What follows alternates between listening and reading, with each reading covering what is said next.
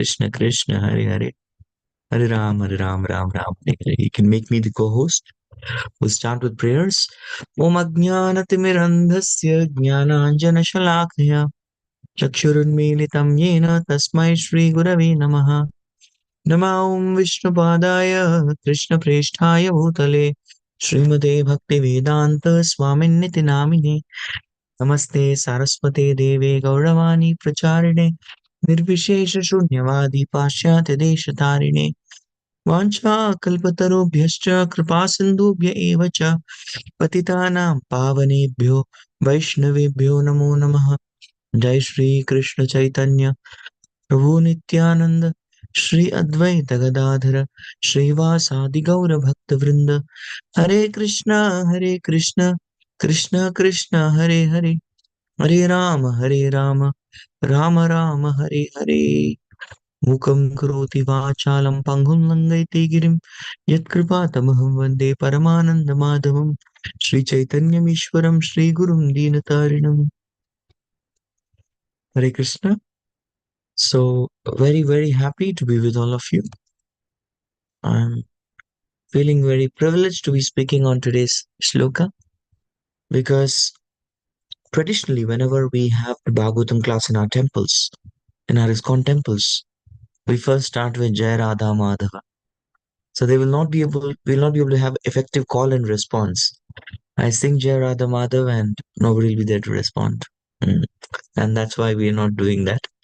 Otherwise, there is Jai Radha Madhav, then there is 3 times Om Namo Bhagavate Vasudevaya, and then we have some prayers that we recite 3 shlokas from Srimad Bhagavatam, and after that we go to the shloka, the translation, the purport, and later on the full Mangalacharan, and then the class starts. And we can do this when we have 1 hour class, but we usually have very quick class. And because of the quick class and because of the online setting that we are having, we are not able to have the complete experience. We don't have the complete experience of the Bhagavatam class. But nevertheless, the shloka that we are going to discuss today, this particular shloka is something that is recited before we begin any Srimad Bhagavatam. Right? Who are the 5 personalities we remember before doing our japa? We don't remember 5 actually, we remember 7. 7 personalities we remember. Let me see. GK. General knowledge. Yes. Panchatattva, Srila Prabhupada and Guru. Correct answer. Haribol. Jai. These are the 3 personalities. So we first remember the spiritual master. Then we remember Srila Prabhupada, Pranati. We recite the Pranati of Srila Prabhupada, Pranati. And then we recite the Panchatattva mantra to punch out the anarthas, Panchatattva. Okay. So who are these 5 personalities we are going to remember before we are going to recite Srimad Bhagavatam? So even before we recite Bhagavatam, we remember these 5 personalities. So who are these 5 personalities? Let's find out in the first canto, 2nd chapter, shloka number 4.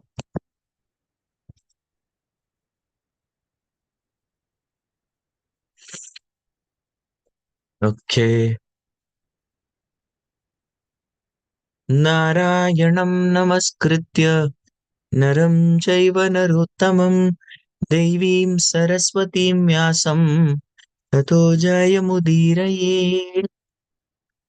So who are the 5 personalities? The 5 personalities are number 1, Narayanam, number 1. Naram, number 2. Narottamam, number 3. Devim Saraswatim, number 4. Vyasam, number 5. Tato Jayamudire. So first, what we do, thereafter we say Jai. Loudly we say Jai. So many times, there used to be different kinds of Brahmanas, especially sitting in a yajna. So one Brahmana will recite all the mantras. Yes. What he will say? Indraya Swaha, Idam Namama Swaha. Then other all Brahmanas what say Swaha, Swaha. They say that Swaha. So they are called Swaha Brahmanas. They only say Swaha, they offer. Okay. Varunindraya Namaha idam Varunindraya Namaha idam na Swaha idam Namama Swaha. Okay, others also Swaha. They go and decide Swaha. Swaha, they offer. Swaha is actually the wife of Agni Devi. Yes. So we remember the wife of Agni Devi, Swaha. She's an offering. So whenever we offer something in fire, we say Swaha.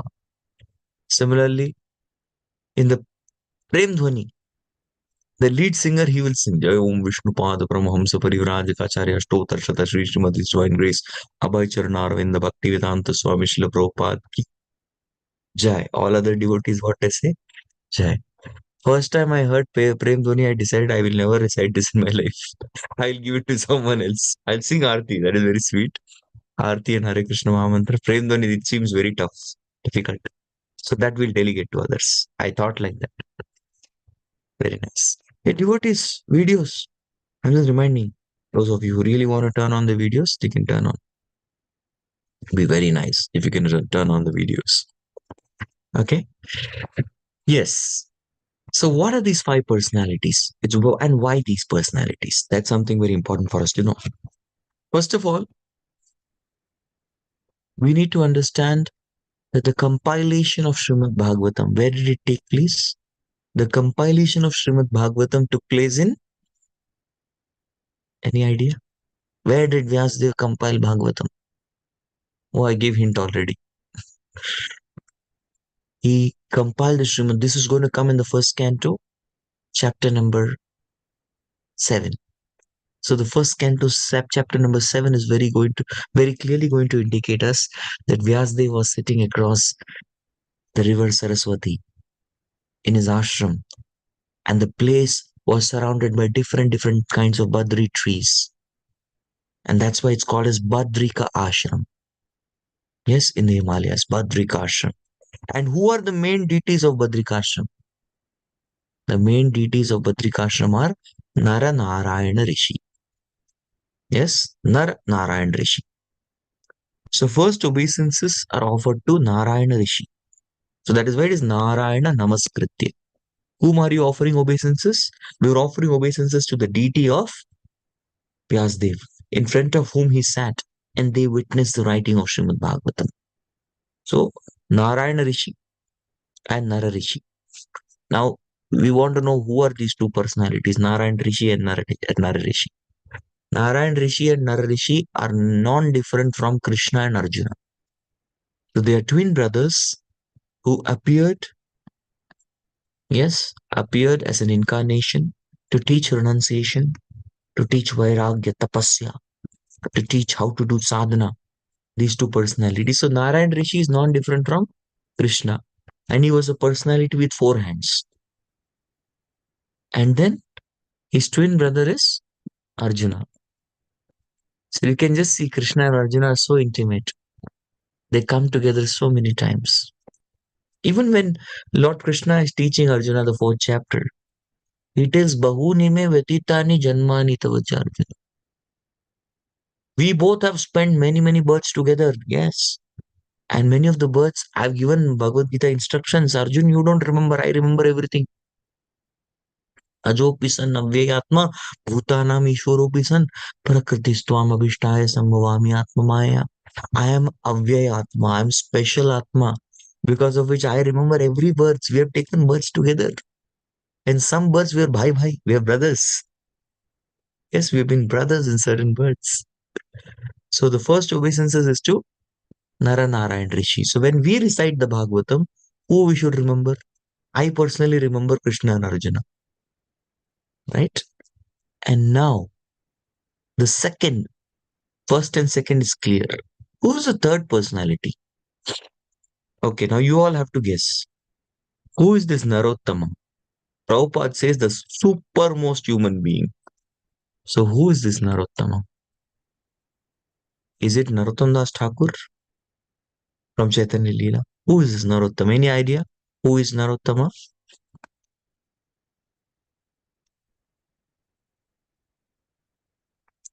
Who is this supermost human being? Come on, tell me. Superman? Who is this? Devotees. Nice guess. But that's not devotees.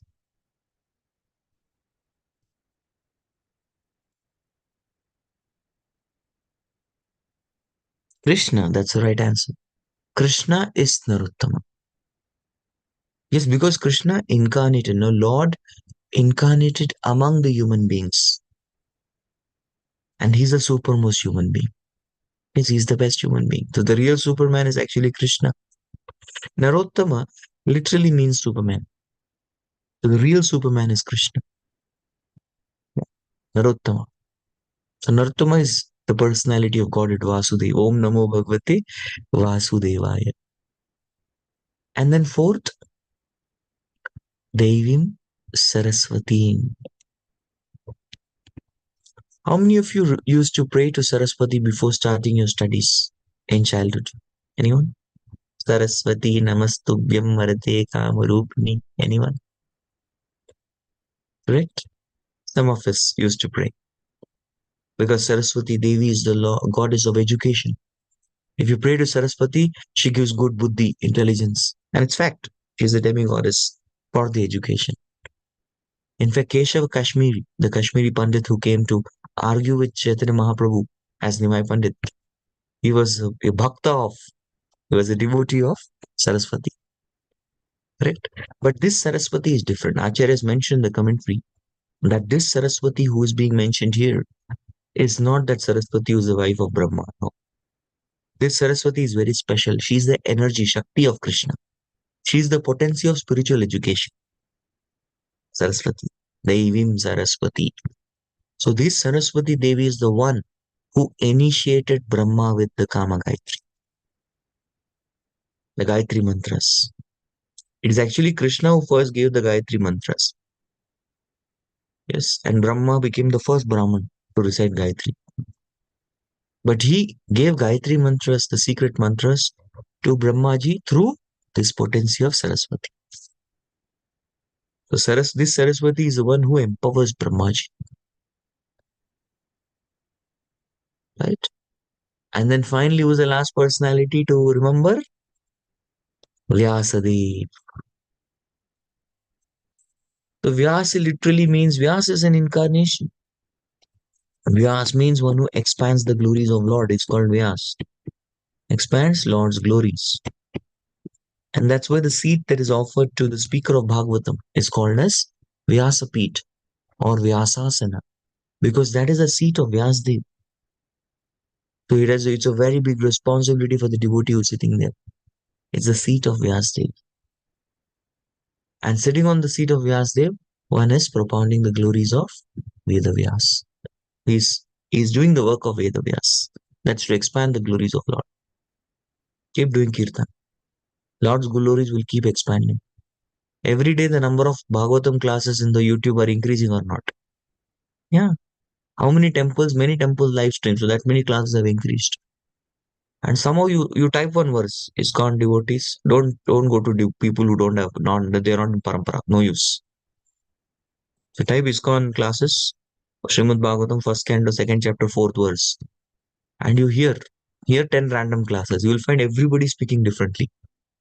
Each one has spoken and given unique classes. There is absolutely no similarity. Some devotee would have given like this, some devotee given like that. And everyone is prepared from Prabhupada's lecture only. But still, the way Krishna is inspiring the devotees in the heart, it is very important that whichever devotee is placed in on the Vyasasana is actually empowered by the Guru Parampara. Today it is me, tomorrow it can be you. And it's our duty to come and sit in here. Because each and every devotee is differently empowered by the Supreme Lord. The Supreme Lord gives unique realizations. Krishna gives unique realization in the heart of devotees. Come on, glorify him. Wow. And each devotee can glorify Krishna in a unique way. I was reading a section, the Bhagavatam study circle. I take this Bhagavatam study circle in a month. It has paused after I've come to Canada. But I really miss those sessions because we used to really go very deep in those verses. and we had come. It's my effort of last many years. This was the only English class I used to be giving. Now we have started this new English series of daily divine discussions where we discuss one verse. But that time we used to discuss a very chunk of verses from Bhagavatam. And almost in nearly 5 years, once a week we used to have a section. We came till fourth canto, eighth chapter. We are somewhere there. And dear Prabhus, if you see, in that section, we came to the section where Daksha's yajna is frustrated fully because Shiva is offended. And then later on, what happens is Narayana comes. He comes there because now Daksha is forgiven. Take it, Daksha. All right. He gets a goat head, he's forgiven, and all that is done. Then he performs yajna again. And this time, the Supreme Personality of Godhead Himself comes. And when the Lord comes, everybody, every single leader of a community, Indra glorifies, Brihaspati glorifies. Like that one leader of community, Ribu Devatas, they glorify. They all glorify Krishna. And if you see each and every one of their prayers, the essence that Krishna is the Supreme Personality of Godhead, is the most worshipable deity, that is the same. But the style in which they're offering prayers, their realization is very unique.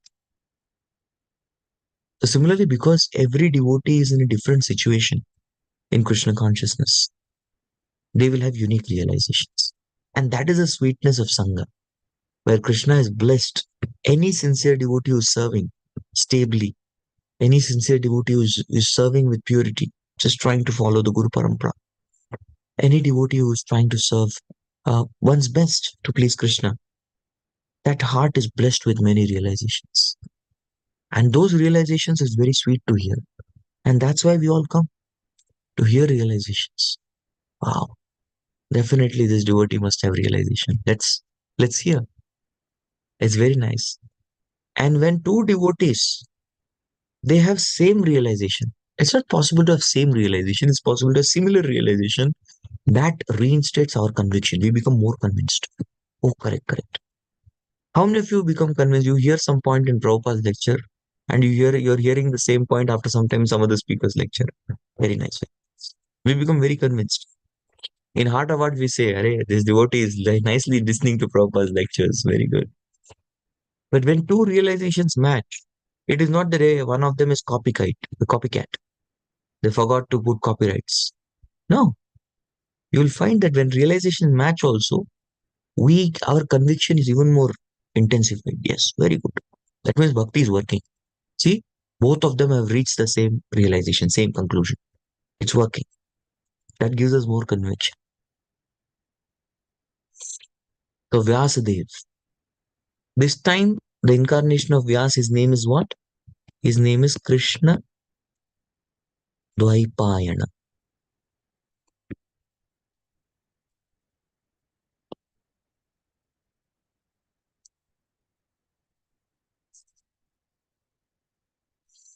Krishna Dvaipayana. Why? I'll tell you something about his birth. So there was a lady called Matsya Gandha.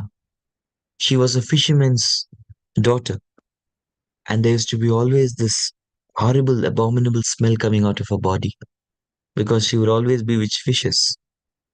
The kind of association you keep, that kind of smell you get. So she always used to be with fishes, so her Gandha means smell. So her name also was Matsya Gandha. Matsya Gandha. And once came there a great rishi called Parashara Muni. Parashara Muni was no ordinary soul. Parasara is the grandson of Vashishta. Vyasam Vashishtana Prahur Shaktir Pautram Parasaratmatam Mande Shukatatam Taponidim. There's a parampara. Vashishta's son was Shakti. Shakti's son was Parasara. Parasara was so great that Vashishta was about to commit suicide because Vishwamitra had arranged henchmen to kill his son Shakti. So he said, now what's the point in me living? Let me commit suicide and die. So that time, from his daughter-in-law's womb, there is a personality who recites all the Vedas. Oh, my God, there's a great Veda Jnani, the knower of Vedas, in the womb of my daughter-in-law. I'll stay for him. And that personality became Parasara. And Parasara became so angry that one Asura killed my father when he comes to know. He performs a yajna where he gives ahuti of all the Asuras. As soon as ahuti is done, the oblations are offered. 100 Asuras die on the spot. 100 of them die right there. And then later on, his grandfather comes and teaches him forgiveness. No, no, just forgive them. It's okay. Leave it. It's all right. Don't do this. And as soon as he forgives, Parasara forgives. That very time, Pulaha Muni comes there. Pulaha Rishi, the son of Brahma. And he blesses Parasara. Because you have imbibed this virtue of forgiveness, I bless you to have all the realizations of glorifying Lord Narayan. And thus Parasara becomes the author of Vishnu Puran. And this personality is the author of Vishnu Puran, Parasara. He comes on the spot. And he comes and he says, somehow I'm inspired. I'm inspired to unite with you and beget a child. Usually when this happens, this is called as illicit sex. This is called illicit sex. And the population that is born is called Varna Sankara, nonsense population. But what was the result of union of Matsyagandha and Parasara? Matsyaganda's, the smell of fish went away and she became Satyavati, the bearer of truth. They united in an island. That's why it's called Dvipa. And there was smoke everywhere. Ayana. Dvipa Ayana becomes Dvaipa Ayana. There was complete smoke. Nobody could see their union. Yes? And the baby who was born was blackish in complexion. So Krishna. His name became Krishna Dvaipayan. So that's the name of Vyas in this particular Yuga cycle. The next Vyas is going to be Ashwatham. That's why he's still alive. So these are the 5 personalities we offer obeisances to. Okay. All the Vedic literatures and Puranas are meant for conquering the darkest region of material existence. The living being is in the state of forgetfulness of his relationship with God due to his being overly attracted to material sense gratification from time immemorial. Hare Krishna. Something interesting? First of all, the purpose of Vedas is mentioned. The purpose of Vedas is for conquering the darkest region of material existence. What is actual darkness? What is the real darkness? It's not absence of light. The real darkness is absence of knowledge. That's called darkness. Absence of knowledge. Otherwise, this entire material existence is dark. We told how this in this universe, I'll tell you one thing. You'll be very excited to know this.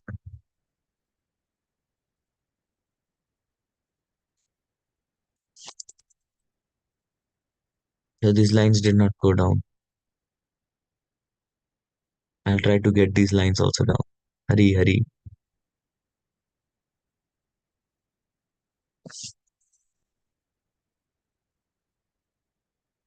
Okay, fine. Leave the lines. This is the universe, Brahmanda. In this Brahmanda, it's completely sealed, tight packed. We studied this, right? It's very sealed.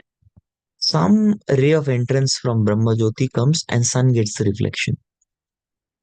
So the sun is giving light to the entire universe actually. So this is the Bhuloka. In Bhuloka, there are certain mountains called the Loka mountains. Sorry, this is called the Manasotra mountains. And this region is called Loka. Loka regions. Loka. Loka.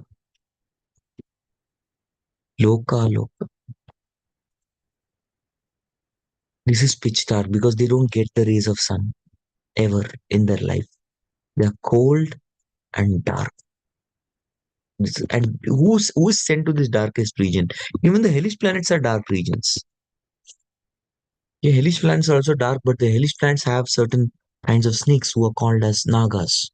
And these Nagas, they have a money or a particular jewel on top of their head. And that jewel gives light, because of which there is some amount of light in these hellish planets. But in the Loka mountains, there is no light and there is no sun. So it's dark and cold, very cold. And there are Jivatmas who are sent there for punishment. And who goes there? The most people who have lived ignoramously, in the mode of ignorance. They are sent to this place, Lokalok mountains, where there is no light and there is no warmth. It's dead cold. So, in order for personalities not to be sent here, that's the meaning of darkest region of material existence. That they don't want to be sent here. Don't know. We don't want to go here. How many of you want to go there? I heard in Canada, this Manitoba, I've not experienced, but Winnipeg, the place where I'm there. In winter, the temperature goes till only minus 40. Minus 40. And devotees say that we have to wear literally five kinds of coverings before going outside. Soul already has five kinds of covering. Bhumi, Rapa, Analo, Vayu, Kam, earth, water, fire, air, ether. Along with those coverings, we have to wear more coverings and go. And even with those coverings, we cannot stay for more than 10 minutes. On the other hand, in Loka, people are placed here for more than thousands and thousands of years to suffer, where you get completely frostbite, but you don't die. People live by eating each other's flesh and drinking blood. It's very ghastly, darkest region of hell. And this is especially meant for those who have been very, very ignorant of principles of Krishna consciousness. So to save people from going to this Loka, the darkest region of material existence, because there is no sun, never. There is never sun. Yes. And when person goes there, when one is in the state of forgetfulness, very, they have not even gone once to the temple, not even chanted once, not even heard one's name of Lord. And even the hellish planet is the darkest region. But this is darker. And why this happens, the state of forgetfulness, overly attracted to material sense gratification. How many of you have experience that when you indulge in some sort of sense gratification, you forget Krishna? You forget you're a devotee. Yes, happens. We forget. We don't. That is the power of sense gratification. We totally forget we are devotees. Any example that is shareable? Sharing example? Not yours. How somebody can forget Krishna if he's stooped in sense gratification? Because this verse of Bhagavad Gita is very clear. भोगैश्वर्य प्रसक्तानां तयापहृत चेतसां व्यवसायत्मिका बुद्धि समाधौ न विधीयते. Bhoga and Aishwarya. Bhoga means sex life, indulgence in sex. And Aishwarya means opulence. Yes, cultivating a lot of opulence inside. What happens? Samadhau na vidiyate. We will never be able to attain fixity in Krishna. You cannot chant with fixed mind. We cannot hear Bhagavatam with fixed mind. We cannot meditate on deities with fixed mind. Not possible. Wonderful example given by Manjari Leela Mataji. Demigods are always having Bhoga and Aishwarya, and these guys time to time keep forgetting Krishna. Because of which Krishna then, okay, really, you're forgetting me? Krishna empowers the asuras, increase the Rajoguna. So let the demons go and beat them. So they get nice beatings and they remember Krishna. Yes. When achieved any target, will be in pride. Yes, that's also a good example. When you achieve a goal, first of all, you're very prayerful. No, please give me this, give me this. I'll really pray you, I'll love get you. When you get the goal, you indulge in the partying and celebrating that goal. And then where is Krishna? No, Krishna. I did it. I'm the one self-made man. I did it. And you forget Krishna. Someone is so caught up in enjoying their life and thinks of how to enjoy more. That's also fact. They don't worry about Krishna. Akrura at the time of Samantak jewel, it was more than sense gratification of Akrura. It was offense that he committed of taking Krishna away from Rajvasis. That led to his fallen position. Yeah, Nalakuber and Manigriv. Classy examples. of indulging in enjoyment with the Apsaras in Mandakini Ganga, with heavenly bodies, with heavenly beverages. Narad Muni coming there, who's this guy? We don't know this guy. Just get out. Don't be here. This is our place. This is our space. You're cursed. Hare Krishna. So that's the nature of sense gratification. It makes us forget Krishna. Even it can make us forget Krishna even if you're wonderful devotees. Somebody can remind me tomorrow. I will tell a very special story of Kandu Maharshi, a great Maharshi. His struggle for existence in material world is perpetual. It's going on and on. Struggle is always there. There is no point of time when somebody says, I'm peaceful. That is the meaning of somebody is peaceful, he is mad. Something's wrong, you should say. Somebody goes to a doctor and doctor asks, how are you? He says, I'm fine. I'm doing really good. Then why the hell have you come here? There's something wrong. You're coming to doctor and he say, I'm fine, doctor. I'm really good. I come to deliver you. That's madness. I come for you. You kind of, talk to a lot of patients. Yes, and because of having many patients, you lost your patience. So I've come here to just be with you and give you some hope. Doctor will say he doesn't need a doctor, he needs a psychiatrist. Please take him there. Yes, go, please. You need another type of doctor. Please, he will tell you, go there.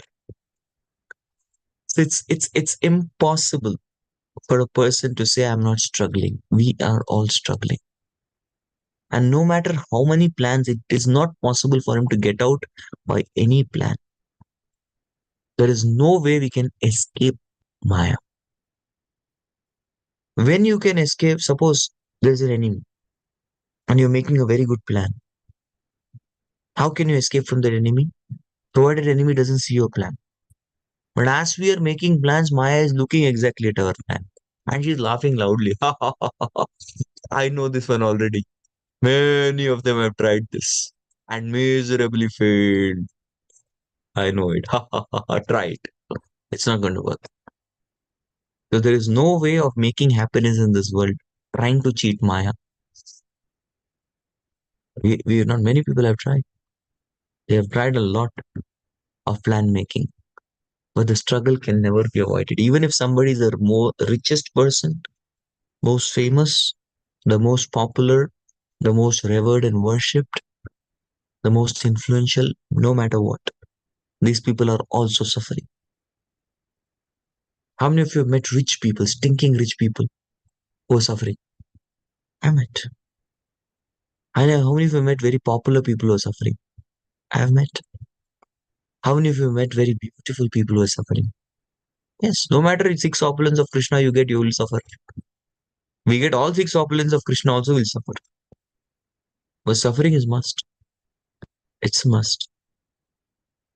So the struggle can be there, but you never get out. If he at all wants to conquer this perpetual struggle for existence, he must re-establish his eternal relationship with God. Yeah. I normally give this example in the Bhagavad Gita class, but I would like to give it now here because it's very contextual. There used to be a little chap, a little lad, maybe around 5, 6 years old, right? So he used to go to, from his home, he used to go to his school. But on the way, there used to be one boss and five goons who'd beat up this person. The small boy, they'd beat him up. Yes, he gets beaten up. So what this guy decides is what I'll do is I will learn Kung Fu, Karate, Taekwondo, and then beat up these guys. So he learned all Kung Fu, Karate, Taekwondo, and next day went. And again he's beaten up. Because these guys are huge. He's just 5, 6 years old boy. And the other guys are, 25, 30, 35, big shots. This guy's a tiny tot, just about 3.5 feet. And those guys are somewhere close to 6 feet. They again beat him up. Now he says, now what I will do, I will learn weapon training. I'll have nunchuck. Wow! Nunchucks. I'll use nunchucks and I'll use staff and I'll beat up these guys. He learns that and he goes. Again, he's beaten up very bad. They beat him up next. Finally, he decides, I will go to my papa, my daddy, because my daddy is a police officer. In fact, he's the commissioner. He's the commissioner. He's the chief of police. So he goes and tells Papa this. There are from five guys, and there's one big guy, and the other his five goons. They're always troubling. The father says, "You please come with me." So father goes with that child. So these five of them, they offer him dandot pranam to child and father both, and say, "Please forgive. We didn't know he's your child. We thought that we could just bully him. We didn't know he's your child. We're so sorry." And so for one guy says, "I will every day come to escort him from here to the next vehicle." To his vehicle. He'll go to school. He'll go to school in vehicle. The second guy says, "I will drive the vehicle." The third guy says, "I'll prepare lunch for this person in the recess." The fourth guy says, "I will carry his lunch." The fifth guy says, "I will ensure that he goes to his school very safely." And the sixth guy says, "I'll ensure the school nobody bothers him." So all six of them have now, in Hindi we say, line pe aa gaye. So these guys have, come on the line. Why? By seeing the father's gun. Father's a police guy. They know he's very dangerous. He can be really dangerous. So who is this boy? Can you all try? Who's this boy here who's getting beaten up? Me, of course, all of us. And who are the six guys who are beating up this boy? One is the leader, gang leader, and the other five are the goons. No, not six anarthas. They're the five senses and the mind. Five senses and the mind. They are beating up the living entity every day. The mind is the leader. He directs. And the senses are dragging him different direction and beating him by doing sense gratification. Okay, now the child learning, the child who's getting beaten up, what kind of person he is? He's just going and getting beaten randomly. He's the karmi. Now, child learning some martial arts, kung fu karate, and thinking I can beat these fellows, he's jnani. The child going and learning weapon training, nunchak, staff, he's yogi. He thinks he can beat them up with weapons. But who goes and tells his father that these guys are troubling me? You handle them. Who is he? He's a bhakta. Because bhakta goes to Krishna, who is the master of senses, because senses need the gun, and Krishna has the gun. And as soon as he shows the gun, all these fellows surrender. Right? All these people surrender. Yeah, this is what happens.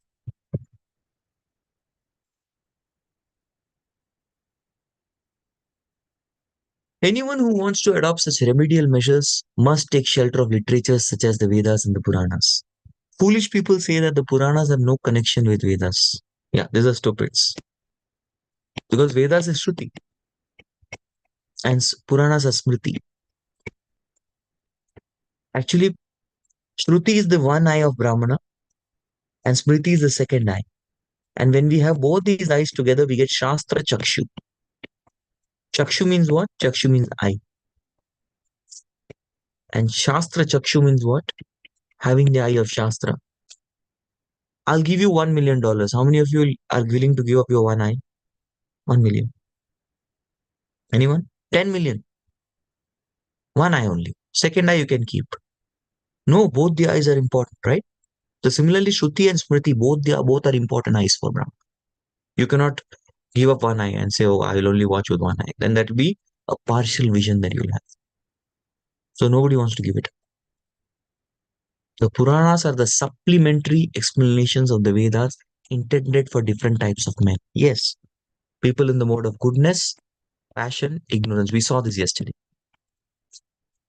So variety of audience is catered to all the audience through these 18 Puranas because we have six each in different languages. All men are not equal. There are men who are conducted by the mode of goodness, others who are in the mode of passion, and others who are in the mode of ignorance. Already taken. Puranas are so divided that any class of men can take advantage of them and gradually regain their lost position and get out of the hard struggle of existence. Yes. They help us get gradual focus. So this regaining this lost position is called as Swarupa, our eternal constitutional position of being servants of Krishna. And that's the whole Puranas. So Srila Sutta Goswami shows the way of chanting Puranas. Before you chant any Puranas, which any Purana for that matter, we have to take blessings of these five personalities. Narayanam Namaskritya Naram Jaiva Narottamam Daivim Saraswati Vyasam Tato Jaya Mudire. We have to say Jai to each. Narayan ki Jai. Nara ki Jai. That is Narayan Shi ki Jai. Narottama Krishna ki Jai. Daivim Saraswati ki Jai. Srila Vyas Dev ki Jai. So these Jais we have to say.